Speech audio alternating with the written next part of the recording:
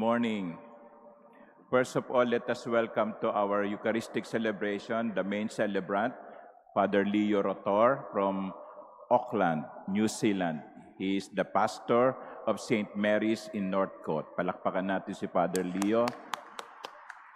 And the other is Father Jerry Mascariña from Parañaque, no? Our Jesus the Divine Healer Parish. Let us welcome Father Jerry Mascariña. So they are joining me in this Eucharistic celebration because we are going somewhere after the Mass. Please pray for our day trip. Father Leo is on vacation, and it was in his parish that I spent some 3 months during my sabbatical leave. I think Agnes knows Father Leo. No? Agnes, our commentator. My dear sisters and brothers, we all wish what is best for us, best for ourselves, best for our loved ones. If not the best, we want something better than what we have now. That is why we can understand why people go to other countries, Filipinos working abroad, no, to provide their families with something better. Because we should not be satisfied with what we have, no, if it can be improved, if it can be made better. Because better is better. No?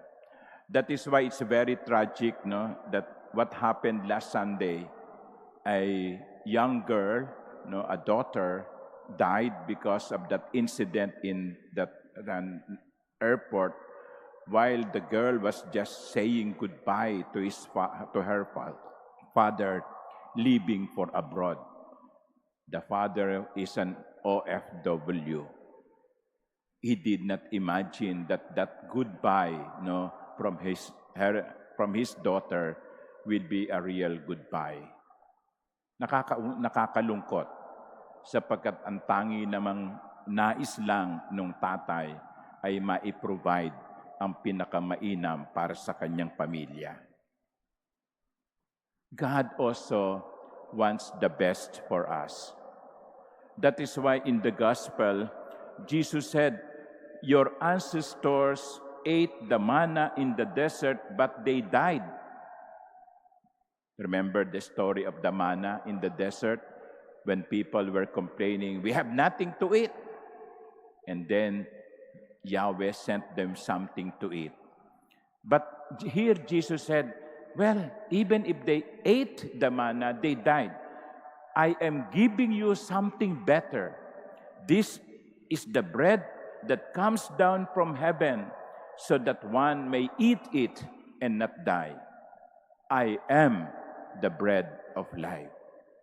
I am offering you something better than manna. Why? Because I want what is best for you. Yan naman ang gusto ng Diyos. Ang ibigay ang pinakamainam. Ang ibigay ang pinakamaganda. Ang pinakamahalaga. Sapagkat mahal tayo ng Diyos. Kapag mahal mo ang isang tao, ibinibigay mo ang pinakamahusay, ang pinakamaganda, ang pinakamasarap, ang pinakamahal. We are not satisfied with giving what is mediocre. Kung ganun tayo sa ating minamahal, ganun din ang Diyos sa atin na nagmamahal sa atin. That is why it is a very good reminder to all of us when our prayers are not answered the way we want them to be answered. Let us not stop praying. Let us not be discouraged. Maybe the Lord is preparing something better for us. Kasi tayo, minsan, may ugali tayo kapag hindi na ibigay ang pinagdarasal o hindi sa gusto nating paraan, nagtatampo tayo.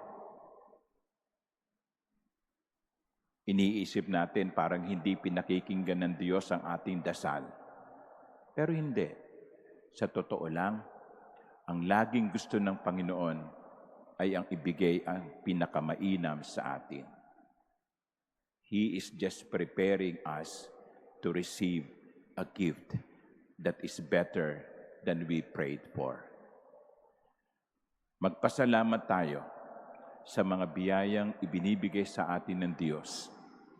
At magpasalamat tayo higit sa lahat dahil mahal tayo ng Diyos.